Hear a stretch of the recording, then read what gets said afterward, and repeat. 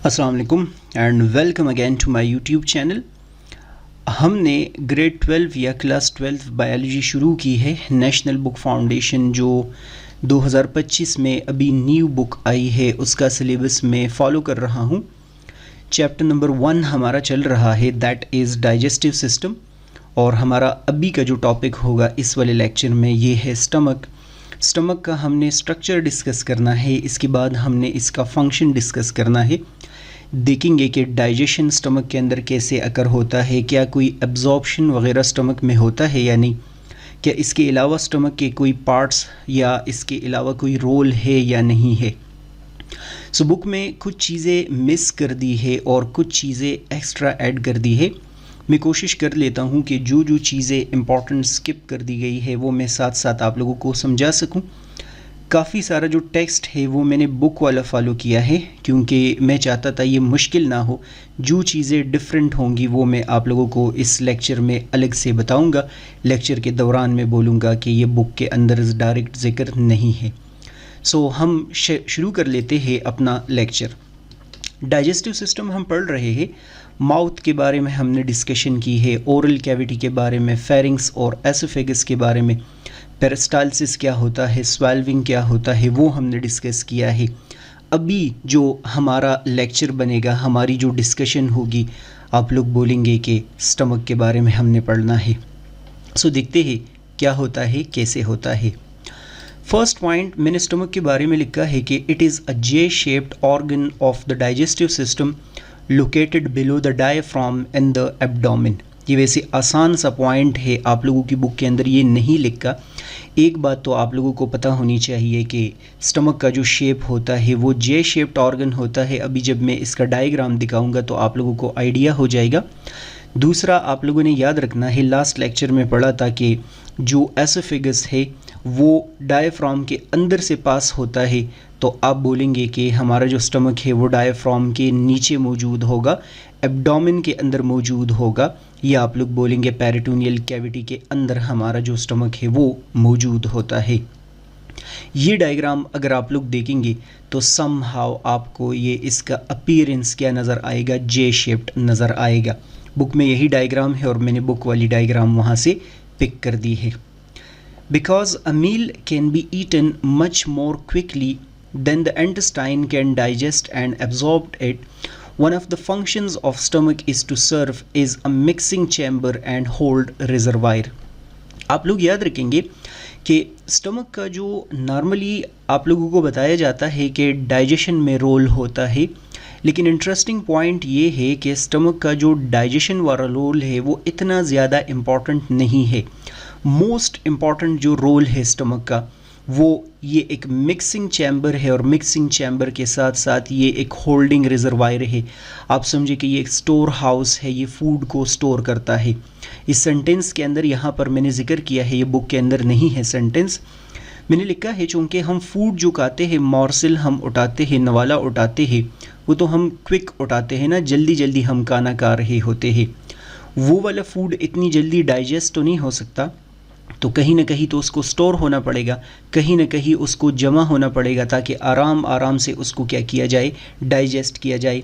इस वजह से स्टमक क्या कर रहा होता है, ये फूड को स्टोर कर रहा होता है और फिर बाद में आराम आराम से इसको क्या कर रहा होता है, डाइजेस्ट कर रहा होता है। डिफरेंट फूड के डाइजेस्ट होने के डिफरेंट टाइमिंग्स होते हैं। तकरीबन 2 to 6 आवर्स तक फूड यहाँ पर स्टमक में मौजूद होगा और उसको आराम आराम से डाइजेस्ट किया जाएगा। सो ये बात आपको याद होनी चाहिए कि स्टमक डाइजेशन में सिर्फ और सिर्फ रोल नहीं प्ले करता, बल्कि स्टोरेज ऑफ द फूड में भी रोल प्ले करता है। तभी आप लोग बोलेंगे ये एक्सपेंडेड पार्ट है। बाकी आप लोग डाइजेस्टिव सिस्टम देख ले, पूरे का पूरा ट्यूब लाइक स्ट्रक्चर है, लेकिन ये एक्सपेंड हो गया है ताकि फूड को यह क्या कर सके, स्टोर कर सके। The position and size of the stomach very continuously. Very continuously मैंने इस वजह से लिखा है क्योंकि आप लोग बोलेंगे कि स्टमक के अंदर जो फूड मौजूद हो तो ये एक्सपेंड हो जाएगा, लार्ज साइज़ का हो जाएगा, लेकिन जब इसके अंदर फूड नहीं मौजूद तो बिल्कुल ये श्रिंक हो जाएगा। जिस तरह टॉवल आप लोग देखेंगे श्रिंक कर दे, एक टॉवल साइड पे रख ले, बिल्कुल ऐसे अंदाज में हमें ये नज़र आ रहा होता है।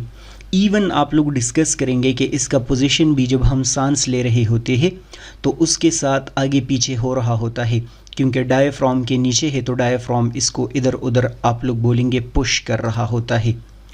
It is the most distensible part of the gastrointestinal tract and can accommodate a large quantity of food. Distensible mean expandable part है, ये एक्सपेंड होता है ताकि फ़ूड को ज़्यादा से ज़्यादा एकोमोडेट कर सके, फ़ूड ज़्यादा से ज़्यादा ये स्टोर कर सके और आराम आराम से वो क्या हो सके, डाइजेस्ट हो सके। सो एक बात जो स्टमक के बारे में आप लोगों ने पढ़ी है वो यही है, जनरल सी बात है, आसान सी बात है, मेरे ख़्याल में इसमें कोई मसला नहीं होना चाहिए। हम थोड़ी देर के लिए स्टमक के एनाटॉमी की बात करते हैं, इसके स्ट्रक्चर की बात कर लेते हैं, उसके बाद हम हिस्टोलॉजी की तरफ जाएंगे, टिश्यू वगैरह इसके अंदर कौन कौन से होते हैं। सो आप लोगों की बुक में ये जो एनाटॉमी है ये डिस्कस की है और काफ़ी अच्छा और आसान डायग्राम भी बनाया है। वही डायग्राम मैं समझा देता हूँ, टेक्स्ट थोड़ा सा आगे पीछे मैंने किया है, एग्जैक्ट बुक वाला नहीं है लेकिन ऑलमोस्ट बुक वाला जो टेक्स्ट है मेरे ख्याल में मेरे वाला आप लोगों को ईजी याद हो जाएगा। The stomach has 4 regions, the cardia, the fundus, the body and the pyloric part. आप लोगों को डायग्राम में नज़र भी आ रहा है कि स्टमक के जो 4 रीजन्स है, ये जो आप लोग रेड पोर्शन देख रहे हैं इसको हम कार्डिया बोलते हैं। ये जो आप लोगों को लाइट रेड या पिंकिश रीजन नज़र आ रहा है इसको हम फंडस बोलते हैं। जो आप लोगों को ये वाला रीजन नज़र आ रहा है ये कौन सा कलर है, इस पूरे पार्ट को हम बॉडी बोलते हैं। और जो आप लोग ये वाला रीजन देख रहे हैं इसको हम पाइलोरिक पार्ट बोलते हैं। ग्रीन और ये जो येलोविश रीजन है इसको हम क्या बोलते हैं, पाइलोरस बोलते हैं या पाइलोरिक पार्ट। इसको फर्दर 3 पार्ट्स में डिवाइड किया जाता है, मैं आप लोगों को भी समझाऊंगा। The cardia surrounds the opening of the oesophagus into the stomach. आप लोग देखिए यहाँ से ऊपर की तरफ से ट्यूब आ रहा है और उस ट्यूब को आप लोग क्या नाम देते हैं, इसको आप लोग एसोफेगस नाम देते हैं। तो इन्होंने बोला है कि कार्डिया कौन सा पोर्शन है, ये वो पार्ट है जहाँ पर एसोफेगस स्टमक के अंदर एंटर हो रहा होता है। सो इसी वजह से लिखा है कि ये सराउंड कर रहा होता है एसोफेगस को। When oesophagus enter into the stomach, red colour का पोर्शन आप लोग देख रहे हैं। The rounded portion superior to and to the left of the cardia is the fundus। Diagram के अंदर काफ़ी अच्छा नज़र आ रहा है, कार्डिया के आप लोग देख ले लेफ़्ट साइड पे मौजूद है, टू द लेफ़्ट लिखा है, एंड आप लोग देख ले सुपीरियर है, ऊपर की तरफ है। इस रीजन को हम फंडस बोलते हैं। इस रीजन के अंदर गैसेस मौजूद होते हैं। आप लोग बोलेंगे डाइजेशन ये वाले पार्ट में अगर होता है तो वहाँ पर गैसेस वगैरह क्या हो रहे होते हैं, स्टोर हो रहे होते हैं। Inferior to the fundus is the large central portion of the stomach the body. Inferior का मतलब इस फंडस के नीचे अगर देखा जाए ये नीचे वाला पोर्शन, तो ये जो लार्ज पोर्शन है इसको हम बॉडी बोलते हैं। पिक्चर के अंदर एमसीक्यूज बन सकता है कि स्टमक का सबसे जो लार्ज पोर्शन है वो कौन सा है, आप लोग बोलेंगे कि द बॉडी जो है वो लार्जेस्ट पोर्शन होता है। द पाइलोरिक पार्ट जो कि अभी मैंने आप लोगों को बताया स्मॉल इंटेस्टाइन के ड्यूडेनम के साथ कनेक्टेड होता है, इज़ डिवाइडेड इनटू 3 रीजन्स। इसके 3 रीजन्स है जो कि अभी मैंने आप लोगों को बताने हैं यहाँ पर।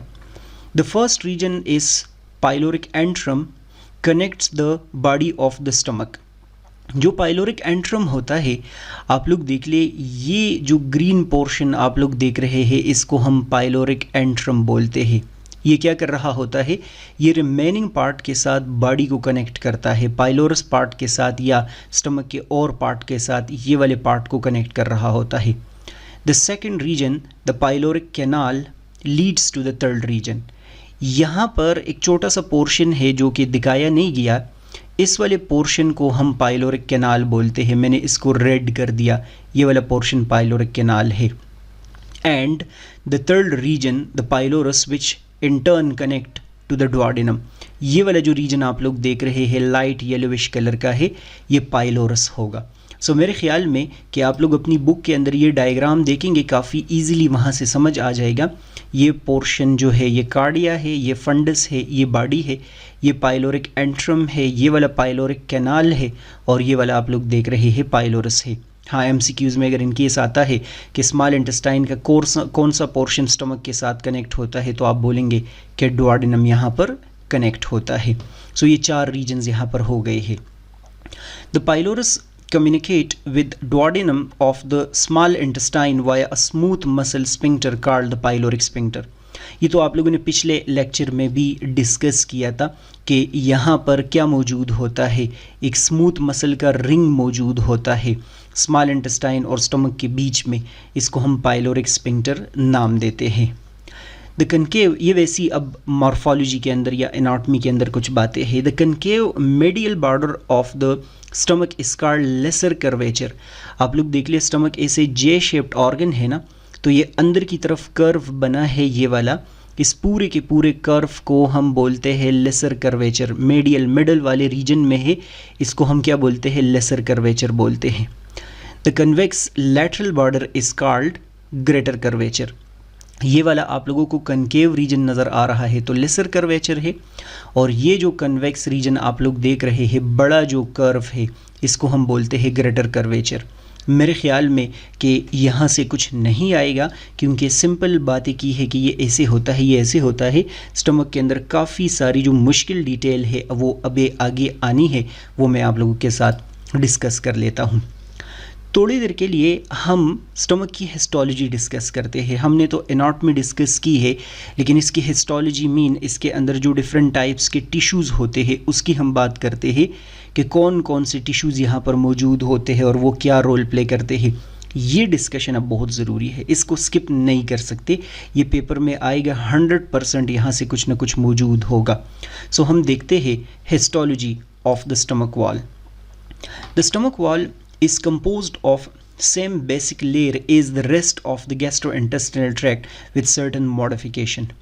मैंने आप लोगों को स्टार्ट में बताया था कि डाइजेस्टिव सिस्टम का जो वॉल होता है वो 4 लेयर से बना होता है, जिसमें से एक को हम बोलते हैं सेरोसा, दूसरे को हम बोलते हैं मस्कुलरिस, तीसरे को हम बोलते हैं सब म्यूकोसा और फोर्थ को बोलते हैं म्यूकोसा। तो फर्स्ट सेंटेंस के अंदर वही बताया है कि स्टमक में भी वही सेम बेसिक लेयर्स होंगे जो सारे डाइजेस्टिव सिस्टम में होंगे, लेकिन यहाँ पर थोड़े से मॉडिफिकेशंस है। मॉडिफिकेशंस का मतलब यहाँ पर मस्कुलरिस सबसे ज़्यादा थिक होता है। पूरे डाइजेस्टिव सिस्टम में सबसे ज़्यादा अगर मसल्स पाए जाते हैं तो वो आप लोग बोलेंगे स्टमक में पाए जाते हैं। यहाँ का जो म्यूकोसा है आप लोग डिस्कस करेंगे, उसमें बहुत सारे ग्लैंड्स होते हैं जो बहुत सारे सिक्रीशंस कर रहे होते हैं। सो इस वजह से लेयर्स वही है, लेकिन उनके जो रोल्स है और उसके अंदर जो मॉडिफिकेशन है वो काफ़ी सारी है। डायग्राम के अंदर आप लोग वही के वही जे शेप्ड स्ट्रक्चर देख रहे हैं। मैंने लिखा है यहाँ the serosa is outer most layer of the stomach. इसमें तो कोई बात ही नहीं है, मैंने पिछले लेक्चर्स में भी बोला था कि बाहर वाला जो शाइनी लेयर आपको नज़र आ रहा है ये नॉर्मली कनेक्टिव टिश्यू से बना होता है और इसको हम सेरोसा बोलते हैं, ये आउटर मोस्ट लेयर होता है। The muscularis of the stomach consist of 3 layers, an outer longitudinal muscle layer, the middle circular muscle layer and an inner oblique muscle layer। इस सेंटेंस के ऊपर आप लोग स्टार लगाएंगे। एग्जामिनर आपसे पूछेगा कि स्टमक वॉल के अंदर मसल्स के कितने लेयर्स होते हैं, तो एक लॉन्गिट्यूडनल मसल्स होंगे, दूसरे सर्कुलर मसल्स होंगे और तीसरा ओब्लीक मसल्स होंगे। आपसे इवन सीक्वेंस भी पूछा जाएगा। अगर आप लोग ये बिल्कुल बाहर वाले मसल्स को देखते हैं ना, ये वाला लेयर जो आप लोगों को मसल्स का नज़र आ रहा है ये लॉन्गिट्यूडनल है, इसे लेंथ वाइज अरेंज होता है, तो एमसीक्यूज़ के लिए आप लोग बोलेंगे कि ये आउटर मोस्ट होता है। अगर आप लोग ये वाला लेयर देखेंगे तो ये ऐसे सर्कुलर फॉर्म में अरेंज्ड होता है, ऐसे सर्कल के फॉर्म में अरेंज होगा। तो मिडिल लेयर आप लोगों ने बोलना है ये सर्कुलर मसल्स का होगा, ये इंतहाई इम्पॉर्टेंट है। और अगर आप लोग ओब्लीक लेयर को देख ले, इनर लेयर को देख ले, तो ये ऐसे लॉन्गिट्यूडनल नहीं है बल्कि ऐसे क्रॉसेस के फॉर्म में अरेंज हो गया होगा, तो इनको हम क्या बोलते हैं, ओब्लीक मस्कुलर लेयर बोलते हैं। ये पॉइंट ज़रूरी है, ये पॉइंट इंपॉर्टेंट है कि आउटर कौन सा होता है, मिडिल कौन सा होता है और ओब्लीक लेयर कौन सा होता है, इसको आप लोगों ने स्किप नहीं करना। द नेक्स्ट 2 लेयर्स आर सब म्यूकोसा एंड म्यूकोसा, और मैंने बोला है कि जो अंदर की तरफ लेयर्स होते हैं उसको हम सब म्यूकोसा और इनर मोस्ट लेयर को हम म्यूकोसा बोलते हैं। आई गेस सो कि इसमें कोई मसला नहीं होगा, लेकिन मसल वाला लेयर बहुत ज़्यादा ज़रूरी है। याद रखना है आप लोगों ने, मसल लेयर यहाँ पर इस वजह से थिक हो गया है स्टमक के अंदर, क्योंकि अभी आप लोग देखेंगे इन्होंने मैकेनिकल डाइजेशन करना है, फूड को मैकेनिकली ज़बरदस्ती डाइजेस्ट करना है। जिस तरह टीथ क्या कर रहे थे, फूड को मैकेनिकली डाइजेस्ट कर रहे थे, मैस्टिकेशन बोलते थे, इससे ऐसे ही स्टमक भी उसको ज़बरदस्ती डाइजेस्ट करता है। मैं डायग्राम आप लोगों को दिखाऊंगा। The stomach is lined with simple columnar epithelial cells. ये आपके सामने बात कर रहे हैं अंदर वाले वॉल की, म्यूकोसा की बात कर रहे हैं कि अगर अंदर की तरफ से हम स्टमक के सेल्स को देखें, जो कि अभी हम थोड़ी देर बाद देखेंगे, तो यहाँ पर सिंपल कॉलमनर एपिथेलियल सेल्स होते हैं। कॉलमनर एपिथेलियल सेल्स हम ऐसे सेल्स को बोलते हैं जो कि एलोंगेटेड टाइप्स क्या होते हैं, सेल्स होते हैं। मैंने आप लोगों को बताया था कि स्ट्रेटिफाइड एपिथेलियल सेल्स ज़्यादा लेयर बनाते हैं, क्यूबोडियल एपिथेलियल सेल्स क्यूब के फॉर्म में होते हैं, सिलिएटेड एपिथेलियल सेल्स के पास सिलिया है, लेकिन ये बोल रहे हैं नहीं ऐसे कॉलमनर एपिथेलियल सेल्स होंगे। मैं डायग्राम में दिखाऊंगा। The mucosal surface form numerous tube called like gastric pits which are opening for the gastric glands. अगर आप लोग इस स्टमक के अंदर की तरफ देखेंगे तो आपको अपीयर होगा कि ये अंदर से काफ़ी रफ़ है, बिल्कुल स्मूथ सरफेस नहीं होता। तो मैं अभी आप लोगों को डायग्राम दिखाऊंगा। स्टमक का जो इंटरनल वॉल होता है अंदर वाला, वो ऐसे ही डिप्रेशंस उसमें मौजूद होते हैं। देख ले, ये डिप्रेशन, ये डिप्रेशन, ये डिप्रेशन, ये डिप्रेशन, इनको हम बोलते हैं पेट्स, गैस्ट्रिक पेट्स हम इसको नाम देते हैं। और यहाँ पर बहुत सारे सेल्स मौजूद होते हैं जो अपने सिक्रीशंस रिलीज़ करते हैं स्टमक के अंदर। मैं डायग्राम में दिखाऊंगा। The epithelial cells of stomach can be divided into 4 main types. ये जो गैस्ट्रिक पेट्स है ना, इसके अंदर आपने बोला अभी के कॉलमनर एपिथेलियल सेल्स है। वो कॉलमनर एपिथेलियल सेल्स 4 डिफरेंट तरह के होते हैं। The first type is surface mucus cells which produce mucus on the inner surface of the gastric pits. अभी हम डिस्कस करेंगे। म्यूकस सिक्रीटिंग सेल्स है, इसकी टेंशन ना ले। वो अंदर की तरफ म्यूकस सिक्रीट करते हैं ताकि स्टमक अपने आप को प्रोटेक्ट कर सके, बचा सके। एंड जो रिमेनिंग 3 टाइप्स के सेल्स होते हैं वो इंतहाई इंपॉर्टेंट है, पेपर में ज़रूर आएगा, गलती से भी इसको स्किप आप लोगों ने नहीं करना। जो 3 टाइप्स के यहाँ पर सेल्स मौजूद होते हैं उसमें से एक को बोलते हैं पेराइटल सेल्स या ऑक्जेंटिक सेल्स बोलते हैं, दूसरे को हम एंडोक्राइन सेल्स बोलते हैं और तीसरे को हम चीफ सेल्स या जाइमोजेनिक सेल्स बोलते हैं। जो पेराइटल सेल्स यहाँ पर स्टमक के वॉल में मौजूद है वो सिक्रीट करेंगे HCl और इंट्रिंसिक फैक्टर। HCl का क्या रोल होता है और इंट्रिंसिक फैक्टर का क्या रोल होता है, ये अभी हमने बाद में डिस्कस करना है। एंड जो एंडोक्राइन सेल्स होते हैं आप लोग डिस्कस करेंगे कि ये सिक्रीट कर रहे होते हैं। ये वैसे यहाँ पर मैंने गलती की है, इस वाली गलती को आप लोग सीधे कर ले, दोबारा बता रहा हूँ, मैंने गलती की है। एंडोक्राइन सेल्स आप लोग बोलेंगे कि सिक्रीट करते हैं हार्मोन गैस्ट्रिन, और जाइमोजेनिक सेल्स आप लोग बोलेंगे कि वो सिक्रीट करते हैं पेप्सिनोजन। ये एरोज यहाँ पर इधर उधर कर दे ताकि आप लोगों को आसानी हो। ये तो आसान सा है ना। एंडोक्राइन सेल्स का क्या काम होगा, हार्मोन सिक्रीट करना होगा, सो ये गैस्ट्रिन सिक्रीट करते हैं। जाइमोजेन सेल्स क्या सिक्रीट करते हैं, ये पेप्सिनोजन। ये पेपर में आएगा, हर हाल में आएगा, काफ़ी दफ़ा स्पेशली ये वाला आया है कि पेराइटल सेल्स क्या सिक्रीट करते हैं, HCl और इंट्रिंसिक फैक्टर सिक्रीट करते हैं। इनका रोल क्या है वो अभी हमने बाद में डिस्कस करना है। ये वो पार्ट है डायग्राम जो मैं बार बार बता रहा था कि मैं दिखा देता हूँ। स्टमक का इनर वॉल अगर आप लोग देखेंगे ना तो इन्होंने यहाँ पर शो कर दिया है, और आप लोग देख ले ये इनर वॉल ऐसे आप लोगों को रफ नज़र आएगा, स्मूथ नहीं है। इन डिप्रेशंस को, ये वाला डिप्रेशन, ये वाला डिप्रेशन, ये वाला डिप्रेशन, ये इन सब को हम क्या नाम देते हैं, इसको हम गैस्ट्रिक पेट्स नाम देते हैं। ठीक है, ये तो पहला पॉइंट हो गया। इन गैस्ट्रिक पेट्स को आप देख ले, ये वाले पार्ट को थोड़ा सा मैग्नीफाई करने की कोशिश की है। जब हमने इसको मैग्नीफाई कर दिया तो आप लोग देख ले, एक तरह के सेल्स जो यहाँ पाए जाते हैं वो है पेराइटल सेल्स, दूसरी तरह के सेल्स जो यहाँ पर पाए जाते हैं वो है चीफ सेल्स, और तीसरी तरह के सेल्स जो पाए जाते हैं वो आप लोग बोलेंगे कि एंडोक्राइन सेल्स होते हैं। एंडोक्राइन सेल्स आप लोगों ने अभी डिस्कस किया कि ये गैस्ट्रिन हार्मोन सिक्रीट करते हैं। चीफ सेल्स अभी आप लोगों ने डिस्कस किया कि ये पेप्सिनोजन एंजाइम सिक्रीट करते हैं। और पेराइटल सेल्स आप लोगों ने डिस्कस किया कि ये HCl और इंट्रिंसिक जो फैक्टर होता है वो सिक्रीट कर रहा होता है।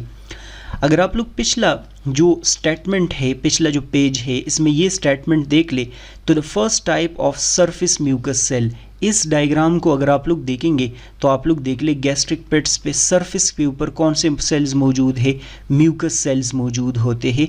ये HCl से स्टमक के वॉल को क्या कर रहे होते हैं, बचा रहे होते हैं। एग्जामिनर ये वाले डायग्राम का आप लोगों को पिक्चर देगा, एग्जैक्ट यही डायग्राम होगा। ये भी हटा देगा, ये भी हटा देगा और ये भी हटा देगा, और वो यहाँ A लिखेगा और यहाँ पर B लिखेगा और यहाँ C, और वो बोलेगा कि C का रोल बताओ, D का रोल बताओ और A कौन से सेल्स होते हैं। एग्जामिनर की अपनी मर्जी, वो जिस अंदाज में क्वेश्चन पूछना चाहे। ये वैसे पूरा डायग्राम दिखाया है। स्टमक के वॉल का आउटर मोस्ट लेयर आप लोगों ने डिस्कस किया कि सेरोसा होता है। लॉन्गिट्यूडनल मसल्स आपने बोला आउटर मोस्ट होते हैं, इसके बाद सर्कुलर मसल्स होते हैं और इसके बाद ओब्लिक मसल्स मौजूद होते हैं। इसके बाद आप लोगों ने डिस्कस किया कि म्यूकोसा और सब म्यूकोसा जो अंदर ले रहे वो मौजूद होते हैं। ये क्या है, ये है गैस्ट्रिक पेट्स। इसको आप लोग इस डायग्राम को भी अभी के अभी याद कर ले, और जो फ्लो चार्ट और मैंने बताया इस गलती को सेट कर दे, इसको भी आप लोग ऐसे कर दे।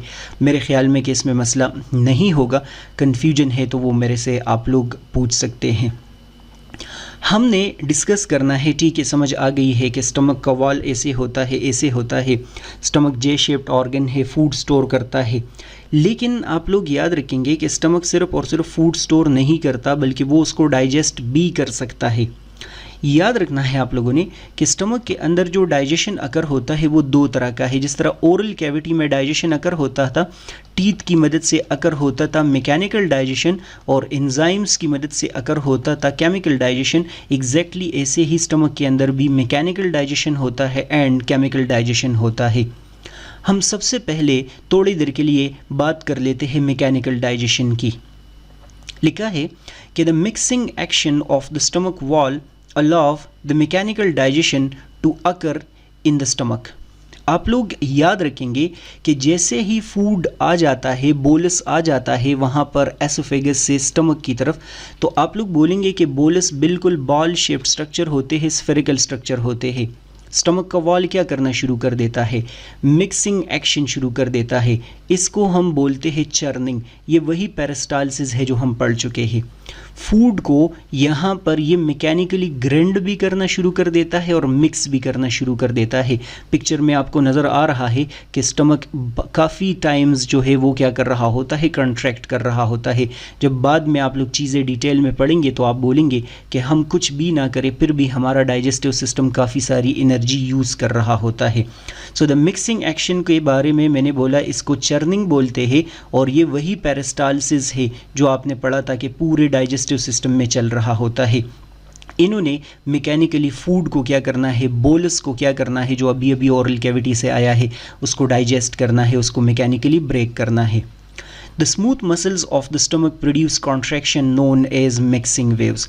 तभी मैंने बोला कि यहाँ पर जो मसल्स का लेयर है वो ज़्यादा स्ट्रॉन्ग क्यों है पूरे डाइजेस्टिव सिस्टम के मुकाबले में, क्योंकि आप लोग खुद देख रहे हैं वो इतना ज़्यादा कॉन्ट्रैक्शन कर रहा है, फूड को हर वक्त मिक्स कर रहा होता है।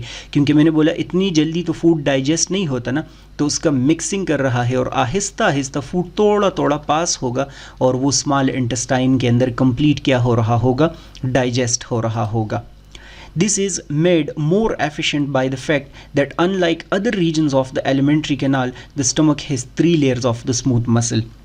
ये वही बात बता रहे हैं जो मैंने अभी बोला था कि मिक्सिंग वेव्स को कंट्रोल करने के लिए, उसके बढ़ाने के लिए, अगर आप लोग पूरे एलिमेंट्री कैनाल को देख ले, पूरे डाइजेस्टिव सिस्टम को देख ले, तो सबसे जो मोर एफिशिएंट मसल्स होते हैं, ज़्यादा मसल्स होते हैं, वो यहाँ मौजूद होंगे। इस वजह से मौजूद होंगे ताकि फूड मैकेनिकली ब्रेक हो, डाइजेस्ट हो सके, उसको टुकड़े टुकड़े किया जा सके।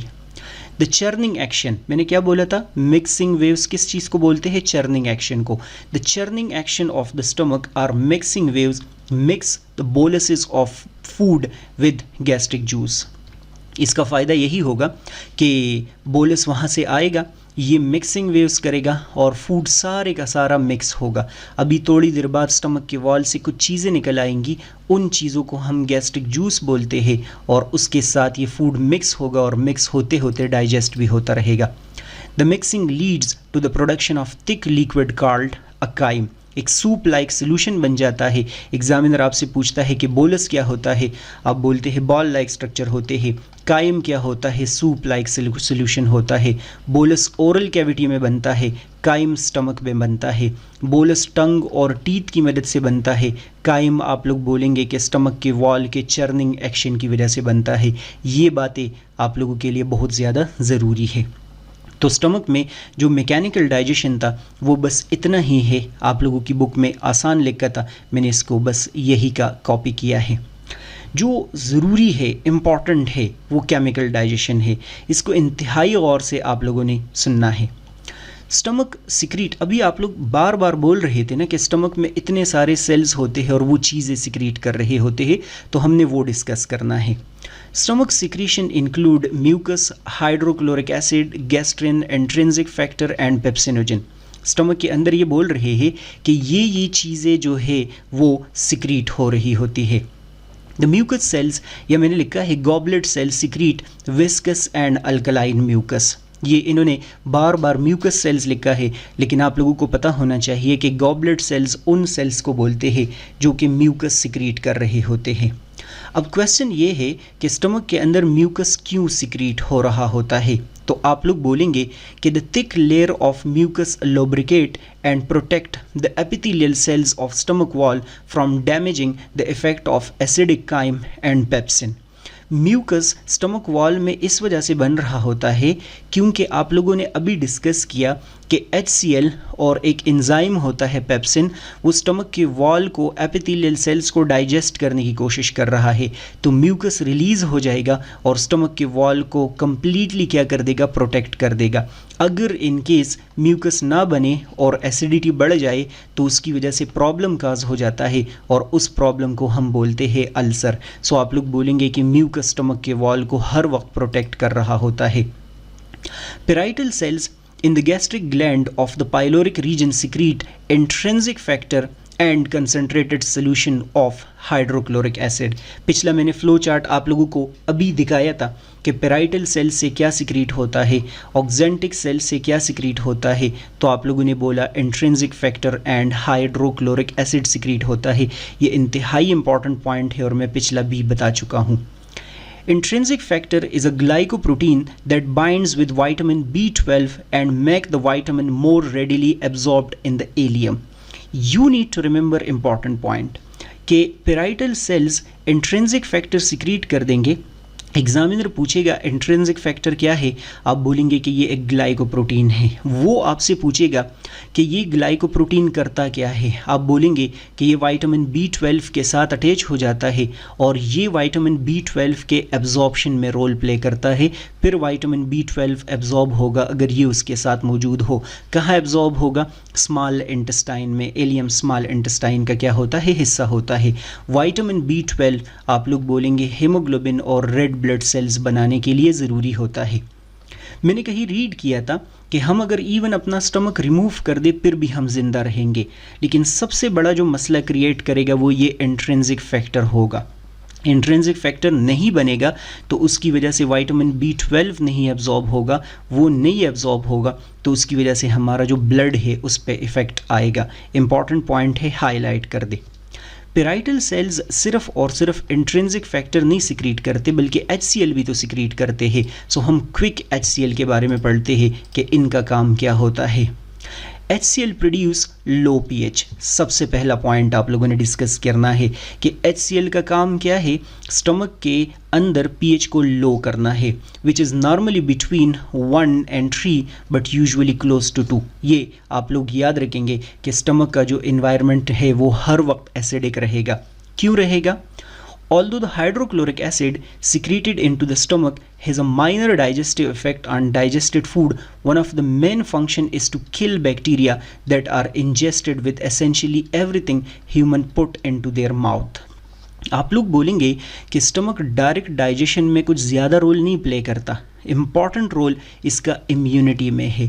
इम्यूनिटी मीन पेपर में आया है कि a healthy stomach remain sterile by the action of, sterile mean bacteria free हमारा जो स्टमक है वो कैसे रहता है, तो आप लोग बोलेंगे HCl की वजह से। HCl डाइजेशन में बहुत माइनर रोल प्ले कर रहा है।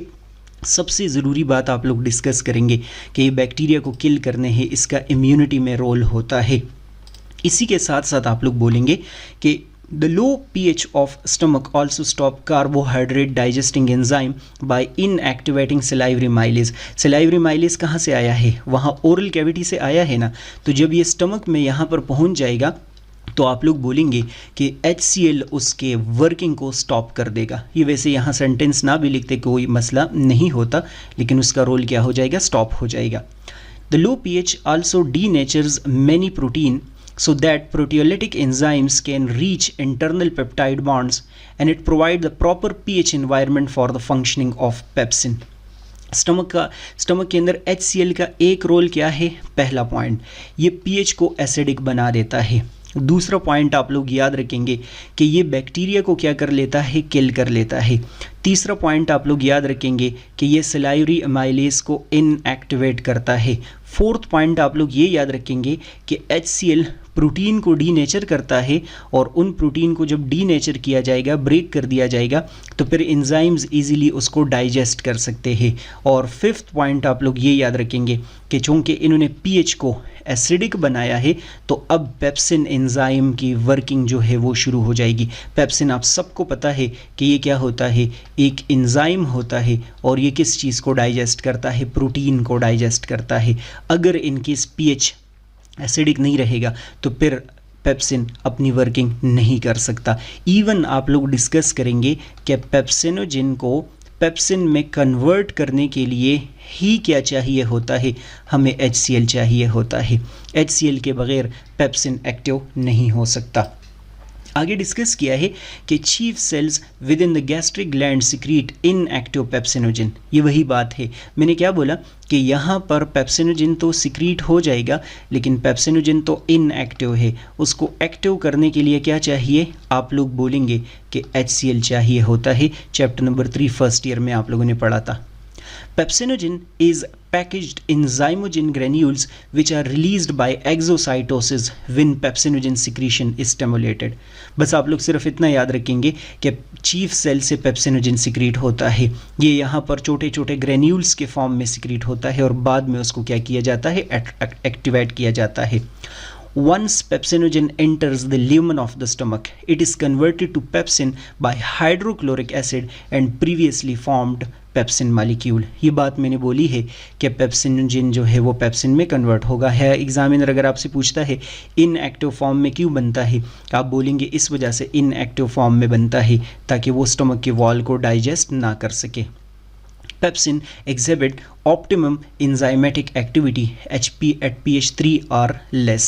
बस आप लोगों ने सिंपल ये बातें जो है वो नोट करनी है कि यहाँ पर HCl सिक्रीट होगा, वो स्टमक के एनवायरनमेंट को एसिडिक बना देगा, फिर पेप्सिनोजिन जो है वो पेप्सिन में कन्वर्ट हो जाएगा और आप लोग डिस्कस करेंगे कि वो पेप्सिन डाइजेशन शुरू कर देगा। ज़रूरी बात आप लोगों ने ये याद रखनी है कि स्टमक के अंदर कोई एब्जॉर्प्शन नहीं अकर होता और डाइजेशन सिर्फ और सिर्फ प्रोटीन का अकर होता है। याद रखना है प्रोटीन का जो डाइजेशन यहाँ अकर हो रहा है वो भी पार्शियल डाइजेशन है, कंप्लीट डाइजेशन नहीं होता। कौन कर रहा होता है, पेप्सिन एंजाइम कर रहा होता है। इस वजह से इस पूरे प्रोसेस को हम क्या नाम देते हैं, केमिकल डाइजेशन हम इसको नाम देते हैं। छोटे छोटे पेप्टाइड चेन्स बन जाएंगे, इसको हम पार्शियल डाइजेशन बोलते हैं। मेरे ख्याल में कि इसमें प्रॉब्लम नहीं होगा। नेक्स्ट लेक्चर में इसको मैं सरसरी समराइज़ करूँगा क्योंकि वो भी स्टमक के साथ रिलेटेड होगा, ये बहुत ज़्यादा फिर लॉन्ग बन जाएगा। अगर इसमें कोई कन्फ्यूजन है तो वो आप लोग मेरे से पूछेंगे और बाकी आप लोग लाइक सब्सक्राइब शेयर करना चाहे तो करें। नेक्स्ट वीडियो लेक्चर देखेंगे। गुड बाय, अल्लाह हाफिज़।